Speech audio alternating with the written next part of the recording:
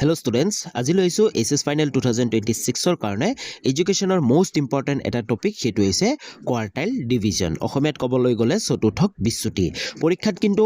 এই চতুৰ্থক বিচ্যুতি নাইবা কোৱাৰ্টাইল ডিভিজনটো আহি থাকে আৰু 6 নম্বৰ থাকে আৰু এই বছৰৰ কাৰণে কিন্তু অতিকৈ ইম্পৰ্টেন্ট অতিকৈ বেছি এই কোৱাৰ্টাইল ডিভিজনটো অহাৰ সম্ভাৱনা আছে তো তাৰ কাৰণে কোৱাৰ্টাইল ডিভিজন কেনেকৈ কৰে কেনেকৈ ক্যালকুলেশন কৰে কি ফৰ্মুলা লাগে গোটেইখিনি অতি সহজত বুজাবলৈ চেষ্টা কৰিম তো তোমালোকে ভিডিওটো সম্পূৰ্ণ চাই তোমালোকে গোটেই কোৱাৰ্টাইল ডিভিজনটো বুজি লোৱা ইয়াৰ আগতে আমি মিন আৰু মিডিয়ানৰ কেনেকৈ ক্যালকুলেট কৰিব লাগে কি আহে গোটেইখিনিৰ ওপৰত আলোচনা কৰি দুটা ভিডিও বনাইছো ডেসক্ৰিপচনত লিংক আছে তোমালোকে ভিডিও দুটা চাই লবা যদি প্ৰথমবাৰ চেনেলটোলৈ ভিজিট কৰিছা তেতিয়াহলে চেনেলটো সাবস্ক্ৰাইব কৰি বেল আইকনটো প্ৰেছ কৰি অল কৰি ৰাখিবা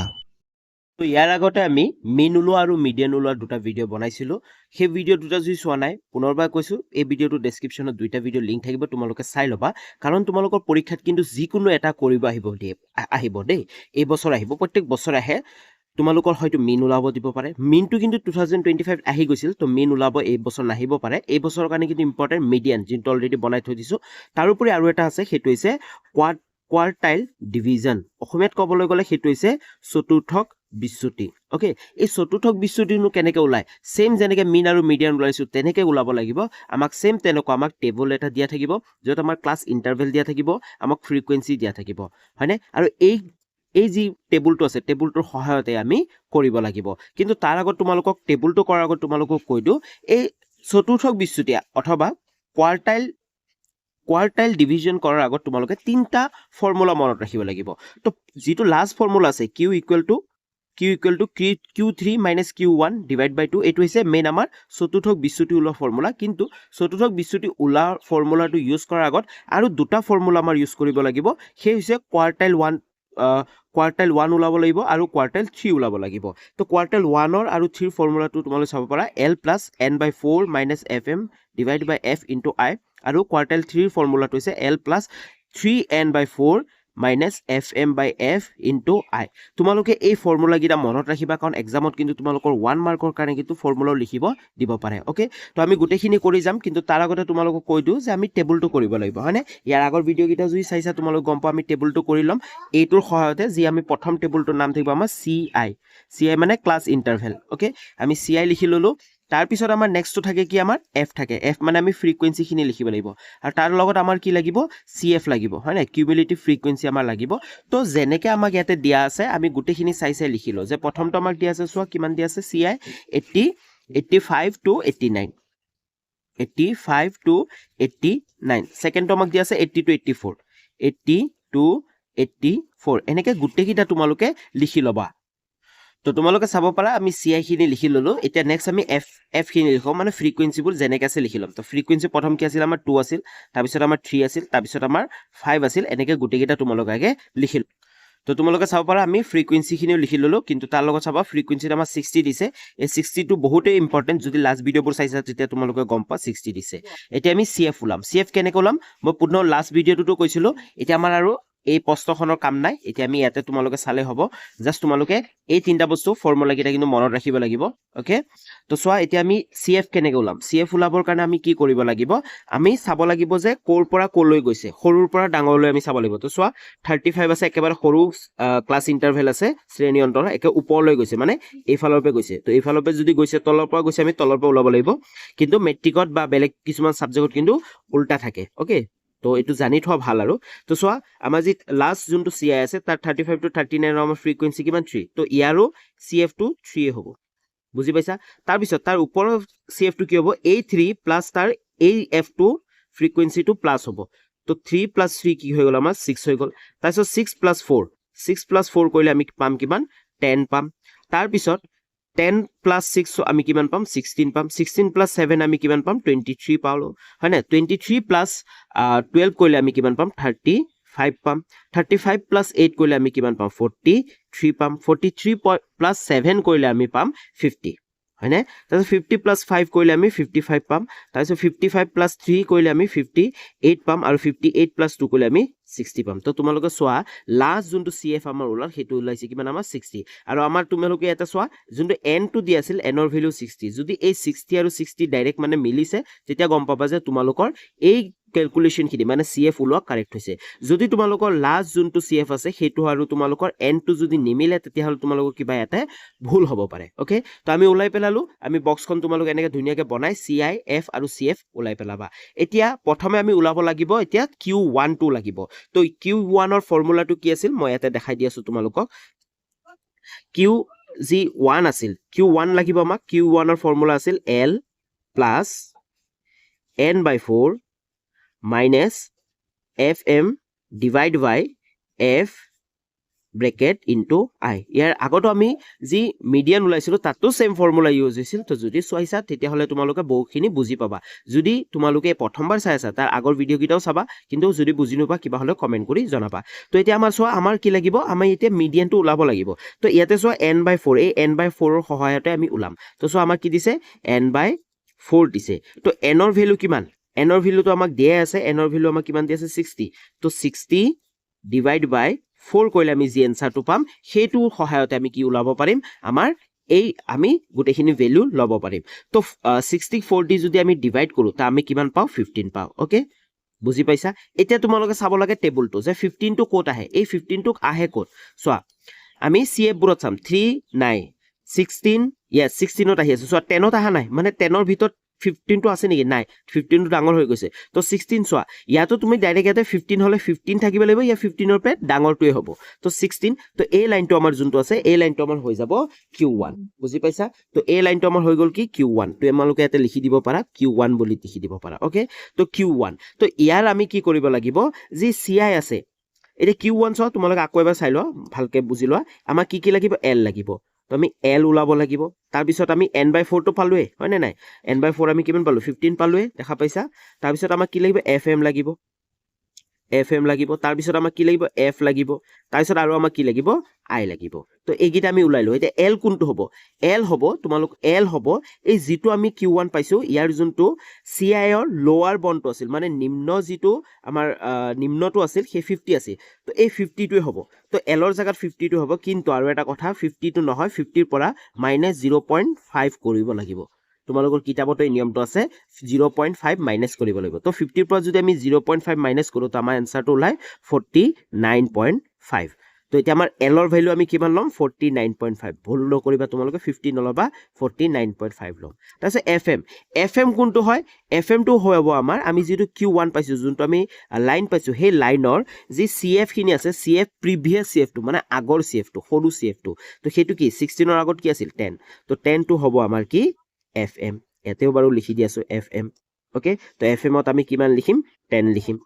তাৰ পিছত আমাৰ F আমাৰ ফ্ৰিকোয়েন্সি টো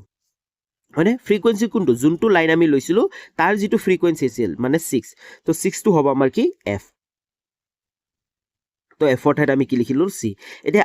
I মানে আমাৰ কি আছে শ্ৰেণী অন্তৰাল আছে কিমান ডিফাৰেন্স আছিল চোৱা কোনটো খালি আছিল আমাৰ লাইন আছিল 50 to 54 তোমালোকৰ ইয়াৰ আগৰ ভিডিওটো দেখাইছিলো চোৱা 50 to 54 50 to 54 ৰ মাজত কি নাম্বাৰ আছে তোমালোকে চোৱা 50 আছে তাৰপিছত 51 আছে তাৰপিছত 52 আছে তাৰপিছত 53 আছে তাৰপিছত 54 আছে টোটাল কেইটা নম্বৰ আছে চোৱা এটা দুটা তিনটা চাৰিটা পাঁচটা মানে ইয়াৰ I টো কি হ'ব 5 শ্ৰেণী অন্তৰাল কিমান 5 তো গুটেখিনি পাই গলো এতিয়া জাস্ট আমি ফৰ্মুলাত বহাই দিলে আমি Q1 পাই যাম তাৰ সেম তেনেকৈ আমি Q3 ওলাব লাগিব তো ফৰ্মুলাটো বহাই দিও সো ফৰ্মুলাটো কি আছিল L + n/4 - FM divide F bracket into I আছিল ওকে তো এতিয়া আমি গুটেখিনি ওলাব পাৰিম এতিয়া জাস্ট ফৰ্মুলা খিনি আমি বস্তুকিটা বহাই দিলে হৈ যাবগৈ তো চোৱা L আমি কিমান পাইছিলো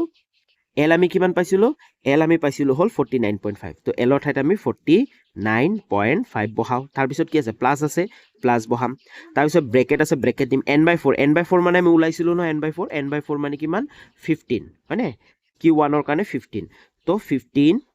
তাৰপিছত মাইনাস আছে মাইনাস দিম FM কিমান আছে FM আছে আমাৰ 10 তো 15 - 10 divide by F আমাৰ কিমান আছে 6 আছে হয়নে তো F 6 আছে কাৰণে আমি তলত 6 দিলো ব্ৰেকেট ক্লোজ ইনটু আছে ইনটু I টো আমি কিমান হৈছে 5 মনত ৰাখিবা I টো শ্ৰেণী অন্তৰালটো 5 এ হ'ব সবতে হ'ব Q3 টো আমি সেই 5 এ ধৰিম ওকে তো এতিয়া প্ৰথমত আমি কি কৰিব লাগিব 49.5 যেনেকৈ আছে তেনেকৈ থাকক প্লাস আছে প্লাস থাকক 15 পৰা 10 গলে কিমান থাকিল আমাৰ 5 থাকিল 5/6 ব্ৰেকেট ইনটু 5 ক্লিয়াৰ বুজি পাইছা ইয়াৰ আগতে বুজাইছিলো তাৰ পিছত আমি কি কৰিম 49.5 প্লাছ তাৰপিছত এই 5 5 যা কিমান 25 হয় আৰু তলত আমাৰ 6 ৰ'ল তো 25ক আমি 6 দি যেতিয়া আমি হৰণ কৰিম তোমালোকে যদি হৰণ কৰা এই সাইডতে মই কৰি দেখাই দি আছো 25ত যদি আমি 6 দি হৰণ কৰো তো আমি কি 6 4 যা 24 পালো 1 এটা ৰৈ গ'ল পইণ্ট বহালো আমি 0 আহি গ'ল তাৰপিছত 6 1 যা 6 হ'ল আকৌ 4 ৰ'ল আকৌ আমি কি 0 বহালো পইণ্ট বহাইছিল নহয় এতিয়া 6 6 যা কিমান 36 তো এনেকে তোমালোকে যদি চোৱা 6 6 6 6 ওলাই থাকিব ওকে তো ডাইৰেক্ট তোমালোকে এই 4.16 টো লিখিলে হ'ব তো এনসাৰটো হ'ব 49.5 প্লাছ 6 দি 25 ডিভাইড কৰিলে আমাৰ কিমান আহিল 4.16 এতিয়া এই দুটা প্লাছ কৰিলে আমি কি পাম q1 পাই যাম তো প্লাছ কৰো প্লাছ কৰাটো তোমালোকে ম্যাক্সিমামে জানা যদিও নাজানা তোমালোকে সব কেনেকৈ প্লাছ কৰিবা 49.5 আছে তাৰ পিছত কিমান 4 পইণ্ট সো পইণ্টৰ তলত পইণ্ট বহাবা তাৰ আগত 4 আছে তাৰ পিছত 16 আছে তো 1 আৰু 6 এতিয়া দুটা যদি আমি প্লাছ কৰি দিও 6 টো নামি আহিল 5 আৰু 1 এ 6 পইণ্ট নামি আহিল 9 আৰু 4 যদি আমি প্লাছ কৰো কিমান হয় 13 13 ৰ 3 হাতত থাকিলে আমাৰ 1 4 আৰু 1 এ 5 টেনসাৰ আমি কিমান পাই গলো 53.66 ওকে এইখিনিতে খতম হোৱা নাই প্ৰথম আমি কি পালো আমি q1 পালো এতিয়া আমাৰ কি ওলাব লাগিব এতিয়া আমাৰ ইয়াৰ পৰা q3 ওলাব লাগিব ওকে তো q3 কেনেকৈ ওলাম গোটেইখিনি তো আমি q1 ওলাই পেলালো হয়নে এতিয়া আমাৰ কি q3 ওলাব লাগিব তো q3 ফৰ্মুলাটো মনত আছে q3 ফৰ্মুলাটো আমি আগে লিখি লও q3 ফৰ্মুলাটো চোৱা তোমালোকৰ অলৰেডি কৈছিলো q3 equal L plus 3n by 4 minus fm divided by f into I. তো same formula প্ৰথম আমাৰ q1 ত জাস্ট কি আছিল n by 4 আছিল n by 4 আছিল আৰু q3 ত আমাৰ কি 3n by 4 হৈ গল ওকে তো এতিয়া আমি কি ওলাব লাগিব সেম আমি এতিয়া যদি আমি ইয়াৰ যোনটো আমি fm গুটেখিনি l গুটেখিনি মিডিয়ানটো ধৰিব কাৰণে আমি কি কৰিব লাগিব ইয়াৰ পৰা আমি এই যে 3n by 4 এটো ওলাই লব লাগিব তো কি আছিল আমাৰ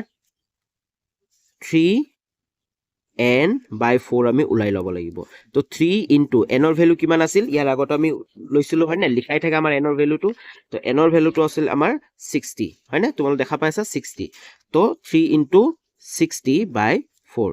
তো 3 আৰু 60 যদি আমি মাল্টিপ্লাই কৰো আমাৰ এনসাৰটো কিমান আহে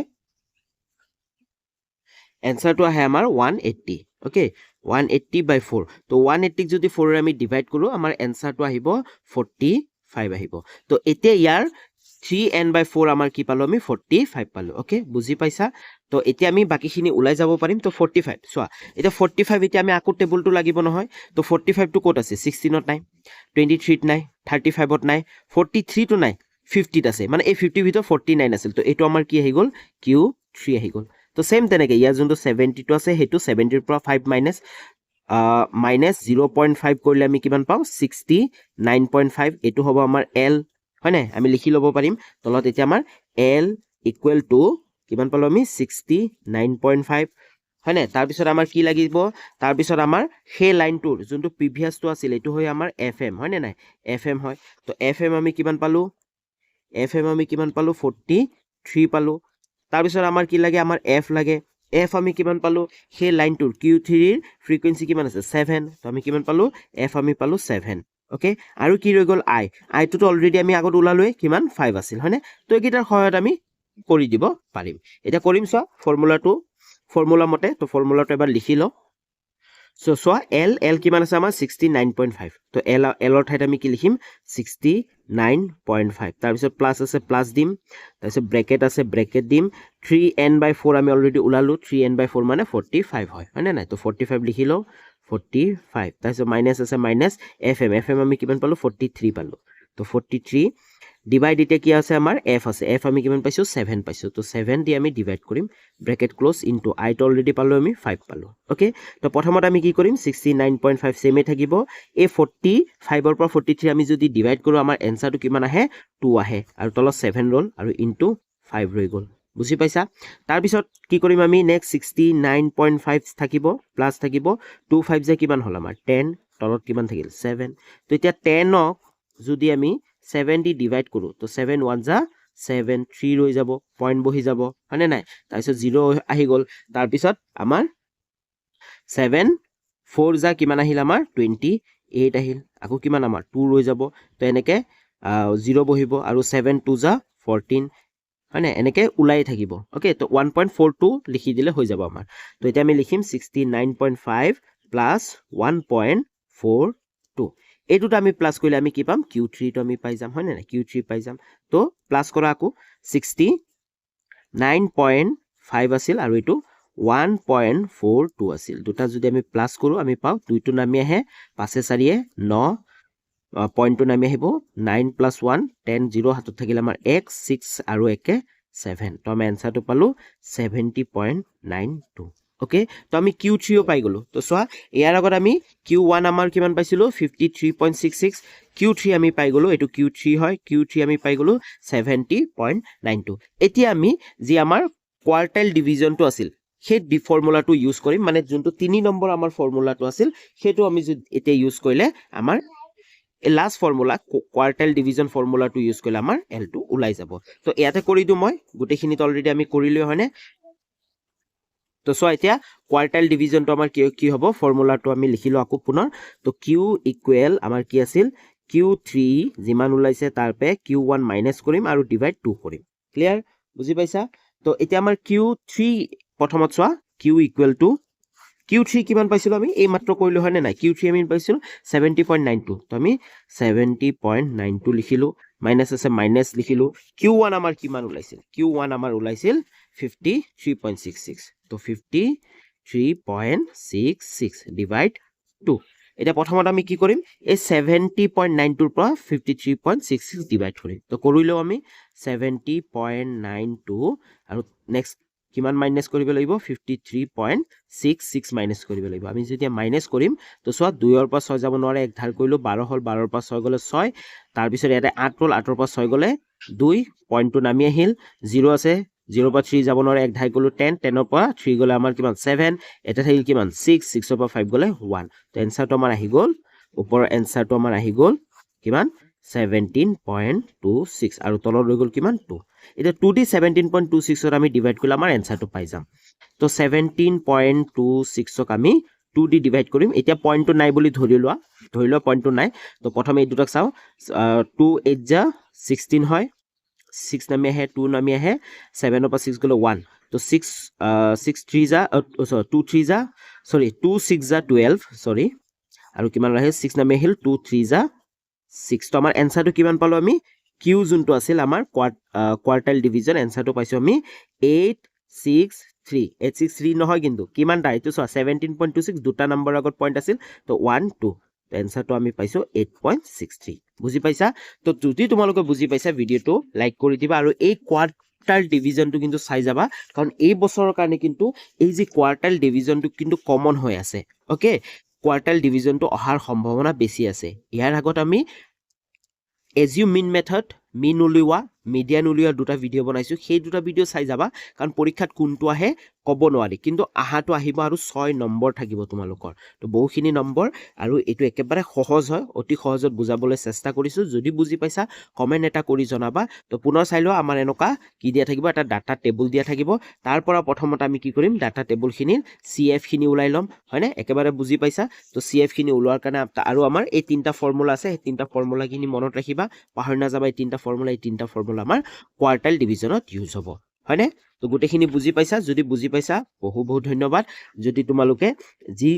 বুজি পাইছা যদি তেনেহলে কমেন্ট এটা কৰি জনাই দিবা চেনেলটো সাবস্ক্ৰাইব কৰি ৰাখিবা আৰু লগৰ বন্ধু বান্ধৱীসকললৈ শ্বেয়াৰ কৰিবা তো পুনৰ লগ পাম নতুন এটা ভিডিও লৈ তেতিয়ালৈ বাই বাই